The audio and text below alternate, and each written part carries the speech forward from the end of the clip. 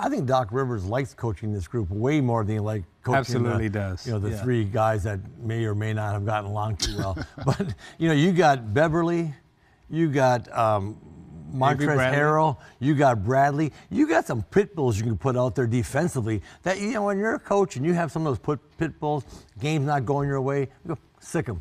Yeah. Go out there and just play hard. Yeah. And then the game just comes back your way because they play so hard. He's got a bunch of those guys, and Doc's playing a lot of interesting lineups. He's changing things up. I really think he's doing a good job with this team, and I'm a big fan of Rick Carlisle's. I always think Rick does a nice job. So they're two really well-coached teams. And the Rookie of the Year is playing out in Dallas, and he's fun to watch in Doncic. Yep. Yeah, and you talked about it. We were talking during the break.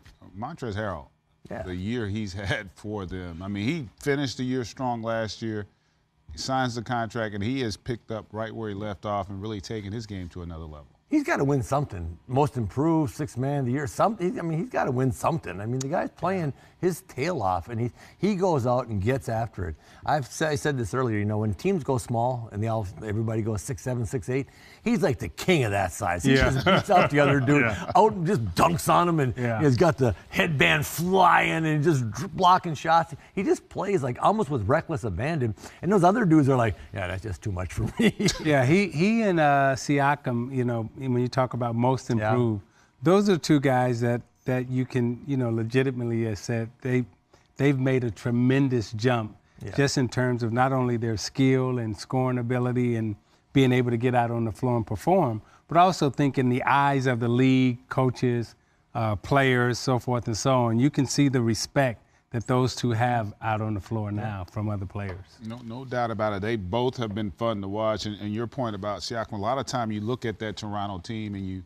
and this Clippers team, and you know who the stars are. But oftentimes it's those complementary players that allow your team to go to another level. And that's really been the case. Because, it's not like Leonard or Lowry have done anything more than they've been doing. Yeah. But what's allowed Toronto and I think this Clippers team to really get to another level is the fact that guys like Harrell and Siakam have such a huge impact consistently, night in and night out on the game. Not just scoring it, but their defense, their rebounding, their toughness. It does really, I think, become contagious for a group.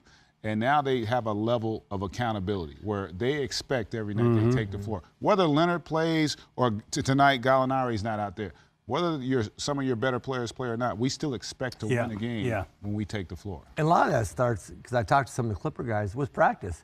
Because I don't care what time they practice, 8 o'clock in the morning, noon, Harrell comes ready to go. He's dunking on guys in practice. I was out there at one of their practice, and I came back and I told you, like he's slam dunking at 10:30 in the morning. I mean, full lathered in sweat, and practice is just starting. Practice starts at 11, but he's out there at 10:30, like going through his thing, and I'm like, wow. Wow. I love that, though, about him. I coach him a little bit in Houston, and that kid's a worker. He is just a flat-out worker, and he's done really well. And